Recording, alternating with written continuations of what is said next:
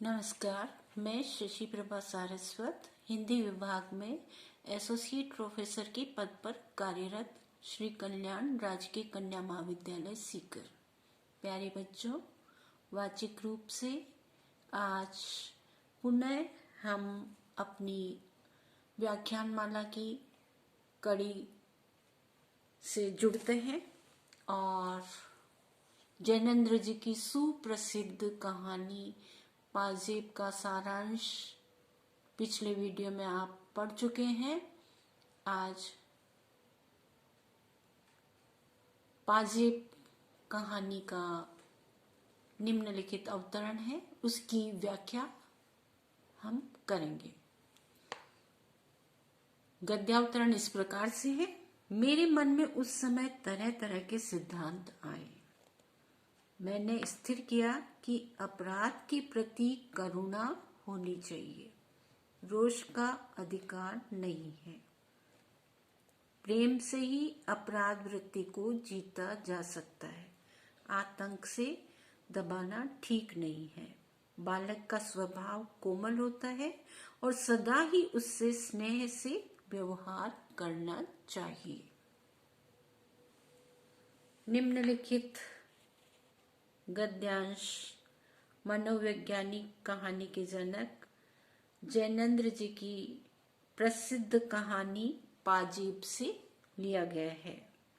कहानीकार ने यहाँ अपराध के प्रति सहानुभूतिपूर्ण दृष्टिकोण को व्यक्त किया है कि कोई भी अपराधी है, चोरी की है, डकैती की है, तो वहाँ उसके साथ अगर हम थोड़ा सा प्रेमपूर्ण व्यवहार, सहानुभूति, इस प्रकार का व्यवहार करके और उसकी मन की बात को निकलवा लें तो दबाने से कहीं अधिक, मारने पीटने से और दबाने से कहीं अधिक वह बेहतर होगा।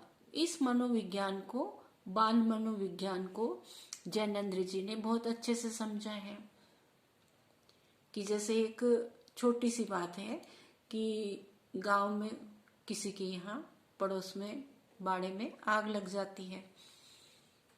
घर वाले सभी घर के अंदर है, पिछवाड़े में जो ही आग लगी, लोगों ने कहा आग लग गई, आग लग गई। तो कि भाई घर के अंदर तो सभी हैं और पीछे कोई आग लगाने वाला या ऐसा कोई राहगीर भी उधर नहीं जा सकता, ये आग लगी कैसे?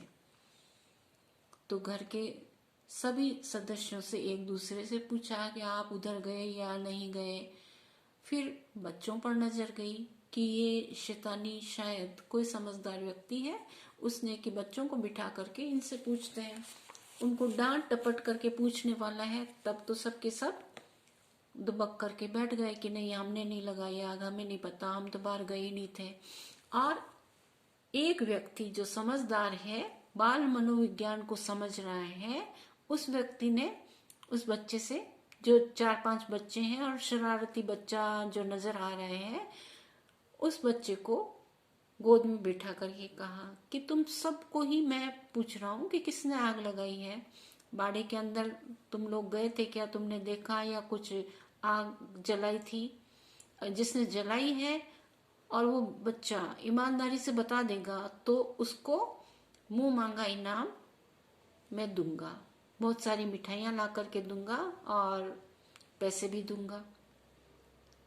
तो तुरंत से एक बच्चा बोल जाता है कि हाँ, आग तो लगाई थी पर इतनी बड़ी आग मैंने नहीं लगाई थी, मैंने तो एक छोटी सी आग लगाई थी, माचिस की तीली मात्र डाली थी।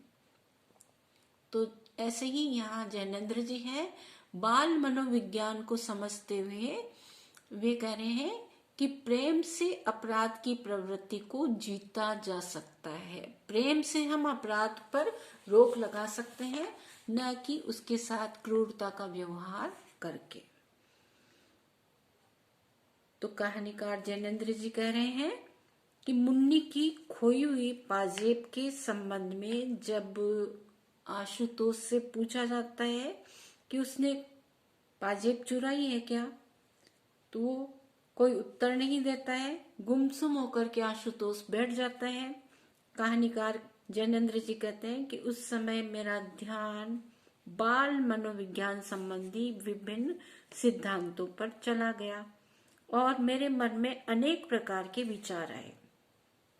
तब मैंने इस सिद्धांत को स्थिर किया कि अपराध के प्रति करुणा की ही भावना होनी चाहिए। क्रोध करने से अपराध की भावना में कोई परिवर्तन नहीं होता है।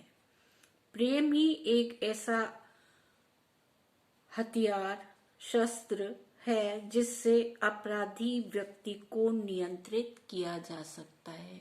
प्रेम के बल पर उसको जीत सकते हैं, न कि उसको मारने, धमकाने, जेल में डालने इत्यादि की कोई भी धमकी दी जाएगी तो उस चीज को बिल्कुल भी स्वीकार नहीं करेगा। पहला प्रयास व्यक्ति का यही रहना चाहिए कि प्रेम से उसको समझा बुझा करके पूछा जाए।